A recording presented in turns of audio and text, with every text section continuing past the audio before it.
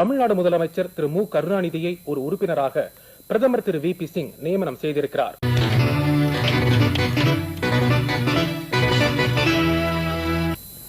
தென்னாப்பிரிக்க தலைவர் திரு Nelson Mandela இந்தியாவுக்கு வருகை தரும்போது அவருக்கு வரவேற்பு அளிப்பதற்கான ஏற்பாடுகளை கவனிக்கும் வரவேற்பு கமிட்டியில் தமிழ்நாடு முதலமைச்சர் திரு மு கருணாநிதியை ஒரு உறுப்பினராக பிரதமர் திரு வி பி சிங் நியமனம் செய்திருக்கிறார். மத்திய நகர்ப்புற வளர்ச்சி அமைச்சர் திரு முரசொலி மாறன் நேற்று திருச்சியில் திராவிட முன்னேற்றக் கழக மாநாட்டில் பேசுகையில் இதை தெரிவித்தார். மணிப்பூர் மாநில சட்டப்பேரவை தேர்தலுக்கு இன்று நடைபெற்ற வாக்குப்பதிவில் 85% அதிகமான வாக்காளர்கள் வாக்குப்பதிவு செய்தார்கள்.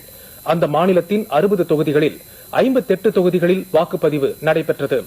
2 தொகுதிகளில் வேட்பாளர்கள் மரணம் காரணமாக தேர்தல் நிறுத்தி வைக்கப்பட்டது. வாக்குகளை எண்ணுவது நாளை தொடங்கும். நாளை மாலை முதலே முடிவுகள் வெளிவர துவங்கும் என்று எதிர்பார்க்கப்படுகிறது. தமிழ்நாடு முதலமைச்சர் திரு மு கருணாநிதி ஆந்திர பிரதேச முதல்வர் திரு எம் சென்னாரெட்டியை சென்னை ராஜ்பவனில் இன்று சந்தித்து பேசினார். சுமார் அரை மணி நேரம் அவர்கள் பேசிக் கொண்டிருந்தார்கள். இது ஒரு மரியாதை நிமித்தமான சந்திப்பு என்று அரசு வட்டாரங்கள் தெரிவித்தன. பின்னர் தமிழ்நாடு முதல்வர் ஆந்திர முதல்வருக்கு விருந்தளித்து கௌரவித்தார். வள்ளுவர் கோட்டத்தின் வடிவம் பொறித்த தஞ்சாவூர் தட்டு ஒன்றை திரு கருணாநிதி திரு சென்னாரெட்டிக்கு நினைவு பரிசாக வழங்கினார்.